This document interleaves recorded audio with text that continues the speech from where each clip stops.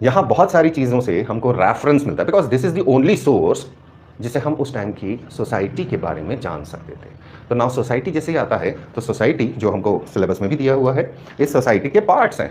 किस तरह का पार्ट है? एक सोसाइटी है, इसके अंदर हर इंसान अगर अलग अलग अपना मर्जी का चलाना चाहेगा तो वाट लग जाएगी। अब जब वाट लग जाएगी तो फिर क्या होगा? तो अपनी मर्जी छोड़कर सोसाइटी एक होती है। It is formed into one by what? Society अगर हम बोल रहे हैं कि इज फॉर्म्ड इनटू वन, तो क्वेश्चन आता है by what? By rules, by set of rules, norms. कैसे आएगा? तो ये वो टाइम पीरियड है जिसको हम कहते हैं कि ये प्रिंसिपल्स इसमें से निकल रहे हैं।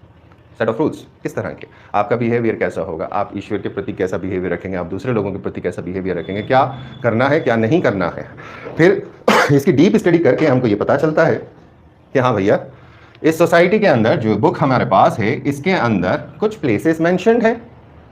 जो प्लेसेस मेंशन्ड हैं वो हमें बताती हैं कि इनका स्पेशल एक्सटेंट क्या था। पहली चीज तो ये हो गई। टेम्पोरल, मैंने अभी जो बोला आपसे, it was an oral tradition. हम लोग यहाँ बोल देते हैं 1000 BC है। 1000 BC में एक साथ सारे ऋषि थे क्या? नहीं ना। It may go beyond, we don't know कब का, वी डोंट नो। अब जब तक इसकी और स्टडी ना की जाए, जब तक लिबरल माइंड से इसकी स्टडी नहीं की जाए मुस्कान मॉर्निंग, तब तक ये मुश्किल हो जाता है। सो स्पेशल एक्सटेंट हमें पता है क्योंकि हमारे पास जोग्राफिकल नाम आ जाते हैं। ये वाला पहाड़ है, ये वाली नदी है। तो यहाँ एक क्वेश्चन आ जाता है जो मैंने आप लोगों को कल बोला था कि नेम्स ऑफ रिवर्स। अब जो नदियों के नाम यहाँ पर आते हैं, बेटा खोल ले उसको और खोल। हाँ विशाल, ओके। जो यहाँ पर नाम आते हैं इनका ध्यान रखना है। कौन कौन से नाम आते हैं भाई?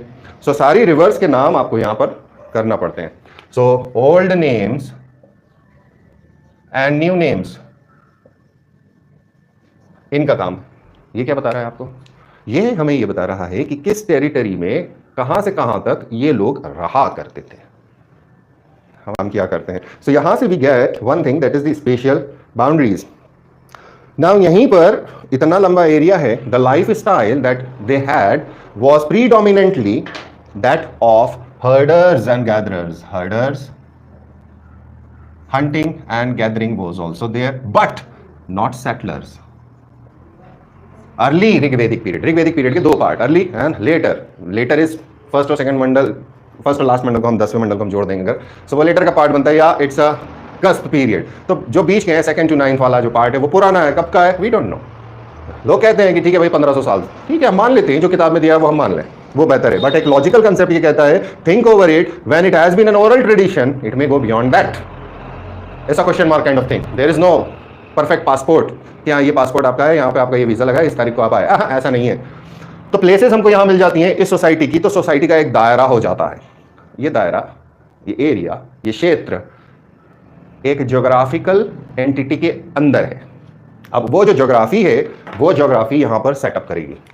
This geography is going to mould this society.